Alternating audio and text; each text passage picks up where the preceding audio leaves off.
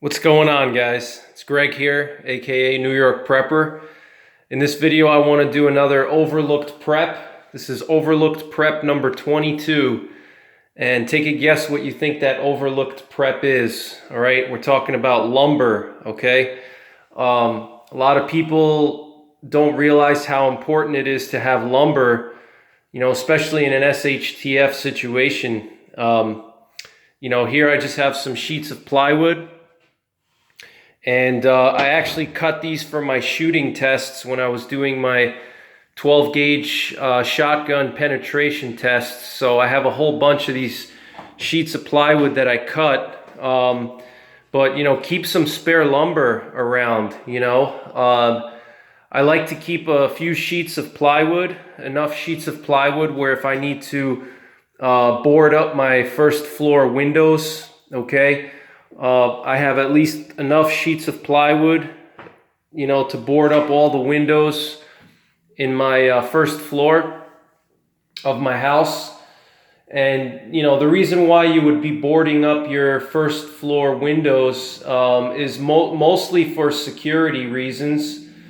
Could also be for wind, okay? If you're dealing with a hurricane or some kind of a windstorm, you're going to want to board up your windows.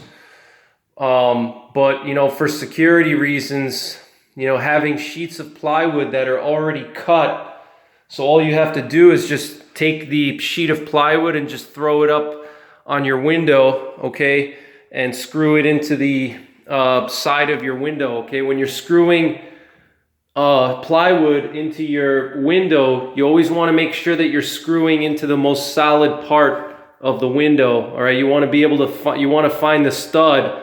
Usually windows have like 2 layers of studs around them. You want to screw into the stud, okay? You don't want to screw into the actual window portion. You want to screw into the stud, and you want to use long screws, at least 3 inches long, all right? So you can get right into that stud and you have maximum holding power, all right? But what you do is you get yourself your plywood and cut the plywood to the size of your windows, all right? So that way, if, let's say you have rioters coming through in your area, all right, or it's SHTF, you have marauders and all kinds of people that are going to be roaming the streets, looking for food, looking for supplies. You're not going to have time to take your sheets of plywood, pull out your circular saw, and start cutting wood. At that point, you're going to want to take your plywood, have it already cut to the size of your windows, and throw it up on your window and just screw it in, okay? It's going to be, because time is going to be very important. Time is going to be precious after SHTF. So, you want to pre-cut all your plywood you want to measure out the dimensions. First you want to use a stud finder and find all the studs around your windows. Then you're going to want to cut the plywood so it's able to fill in those, so you can properly screw the plywood into the studs. You want it to be big enough to go into the studs, okay? So you got to cut your plywood so it's already, pre-cut. And all you got to do is, if something happens, you grab your plywood, you throw it up on the window, and you just start screwing, and you could board up all your windows in a matter of 30 minutes. You can board them all up on your first floor of your house. Why do I say the first floor and not the second floor? Well, the second floor, if you board up the windows on the second floor, the problem is you won't have a method of escape, all right? So only board up the first floor of your house. I would not recommend boarding up the second floor. You could if you want to, but I wouldn't board up every window on the second floor just because you're not going to be able to escape unless you have some way of escaping from your house. You don't want to necessarily board up all the windows on the second floor. You can board up some of them. If let's say your house is on a public, like a very suburbanized area, you may want to board up the windows that are facing the street, the main road, and you may want to leave the windows in your backyard open so you can climb out if you have to escape, just in case, because remember, guys, plywood, you know, it's not steel, okay? Even if you board up your windows and you use big screws, people could still kick the plywood down if they want. If they're determined enough, they could break that plywood. You know, you could have they could throw Molotov cocktails. You know, they could still break through the plywood. They could use an axe to break in if they really want to. You know, they could shoot through it and shoot through the plywood. If you're going to use plywood, I recommend that you use 3/4 inch plywood. All right, this sheet right here that you see, this is 3/4 inch plywood. All right, it has 4 layers. That's how you know it's 3/4 inch. It has these thick 4 layers here. Okay, so 3/4 inch plywood. Don't bother with 1/2 inch plywood. 1/2 inch plywood is not strong enough. You got to use 3/4 inch plywood. You got to use 3-inch screws. You got to pre-cut the plywood. And you got to measure it out and pre-cut it and then have everything ready to go. So all you got to do is, as soon as you hear of SHTF happening, whether it's riots or whether it's, you know, whatever, you know, you just throw your plywood on the windows, screw it into the studs.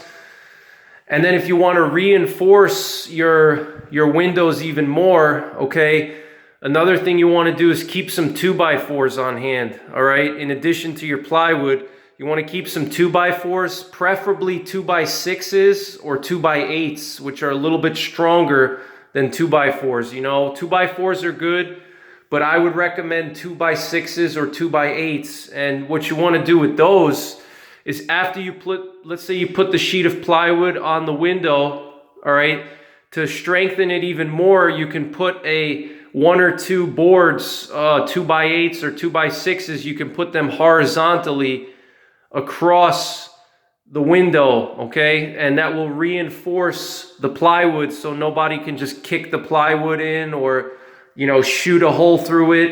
So you could put, you know, 1, 2, 3, 4, however many boards you want. You're going to put them horizontally. After you put the plywood, you're going to put that horizontally across. And again, you're going to want to mark out the studs, okay? So you can put screws through the studs so if you're putting the board horizontally, you're going to want to have at least like 2 studs on either side of the window that you can put screws into and take those 2x6s or 2x8s and screw it into those studs, okay?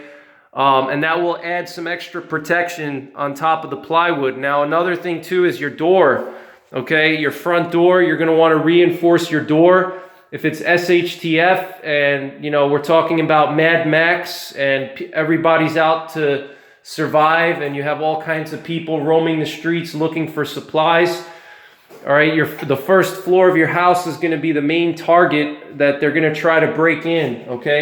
If they can't get in through the windows because the windows are boarded up solidly, they're going to try to get in through the basement. If you have those little basement windows, you're going to want to board those up as well. But they're obviously going to try to go through your front door. All right. Now, the thing is a lot of door locks are not that strong. Okay. It's very easy to kick down a door. And it depends on what the material of the door is too. Like a good solid wood door is really good. Okay. You want to have a good solid wood door. You can add extra deadbolts, all right? But even that's not going to stop a bad guy if they're really determined, okay? They can chop it down. They can use a crowbar. They can pry the door open. So what you're going to want to do in that case is you're going to want to take your 2x4s or your, like I said, 2x6s and 2x8s are much better. And you're going to put a few of them horizontally across your door. And you're going to want to look for studs on either side of the door, okay? You're going to put screws through the board and into the studs on either side of the door. And then you're going to put a few screws through the door itself, okay? And that's going to make it much harder. It's going to slow them down. You know, it's not going to make it impossible, but it's going to slow them down from being able to kick your door in very easily, okay? So keep some lumber around for security reasons, and obviously, you know, you can use lumber for obviously building stuff too. If, you know, you have to make a repair on your roof, let's say you're 6 months into a EMP and there's no power you know, you're not going to be able to go to Home Depot and just buy a sheet of plywood and, you know, fix your roof. If, let's say, one of the sheets of plywood on your roof, the roof sheathing, if it starts to rot and there's a leak or something under the shingles, you know, you're going to have a roof leak. You're going to have to go on your roof and pull the shingles off, put a new sheet of plywood down, re-shingle, okay? You know, or it could be something else. You could have some other type of repair that you have to do. You know, you may have to make some structural repairs, you know, depending on the situation. You know, so keep some lumber, okay? Plywood, 2x4s, 2x6s, 2x8s, okay? Keep them around. With the plywood, like I said, pre-cut them so they're already cut and you can just throw them on your window and screw them into the studs. Keep some 2x6s and 2x8s that are already pre-cut. So if you want to screw them horizontally, like I said, they're ready to go. You don't have to do any cutting, all right? All you got to do is just screw them in, okay? And then on top of that, you know, just keep some raw lumber, okay? Keep a couple of 2x4s, 2x8s, 2x6s. Keep some sheets of plywood. Just keep that laying around. You don't have to have a huge amount. You know, you don't have to turn your house into a lumber yard. But even just a couple of boards could save you in a situation. You know, you never know. You know, after SHTF, there's definitely, you know, first of all, a lot of lumber stores are not going to be open. And if they are open, like now, where we're in like a soft SHTF, which is what we're in now, we're in a soft SHTF, there's a lot of lumber shortages, all right? I've been trying to buy 2x10s for my penetration tests, which I'm actually going to be doing this weekend. I'm going to be shooting my .416 Ruger elephant gun again. And I was looking for 2x10s, and they're hard to find, all right? There's shortages in lumber now, okay? And that could easily happen in any other kind of SHTF if the stores are even open, all right? So, you know, you want to keep a decent amount of lumber on hand. You know, you don't need to have, you know, dozens and dozens of boards around, but just have a couple of 2x4s, have some 2x6s, 2x8s, a couple of sheets of plywood, you know, and just have them ready to go. In case you need them for something, okay? So, you know, that's pretty much it, guys. You know, thanks for watching this video, and, you know, let me know what you think. Another thing, too, would be cinder blocks and concrete blocks and cement mix would be another thing, in addition to lumber, okay? Any other kind of building material will also be useful. Concrete blocks, like, you know, I would stick to regular cinder blocks and some 4x8x16 concrete blocks, the ones that I shot at with my 500 Magnum, you know, 4x8x16 solid concrete blocks. You can keep those around. Regular cinder blocks, you know, keep those on hand. Have some cement mix, you know, in case you never know, you can use those for ballistic protection. You can use them for fixing, you know, whatever you need. I mean, a cinder block or a concrete block, you can use that for anything. It's very useful. You know, cement mix, you can use that also for fallout protection as well. You can build a fallout shelter from cinder blocks and concrete blocks, especially the 4x8x16 solid concrete blocks. Those actually protect you from radiation very well. And even just one layer of the 4x8x16 solid concrete blocks is thick enough to protect you from all kinds of fallout, you know? So even if you just made a wall out of one, you know, layer of 4x8x16 solid block, it's going to protect you from 90% of the radiation. It'll block like 90% of the radiation that's going to be out there. So that's another thing to think about. Any other kind of building materials, you know, keep some spare pipes on hand in case your pipes leak or break. You know, you need to put a new pipe in.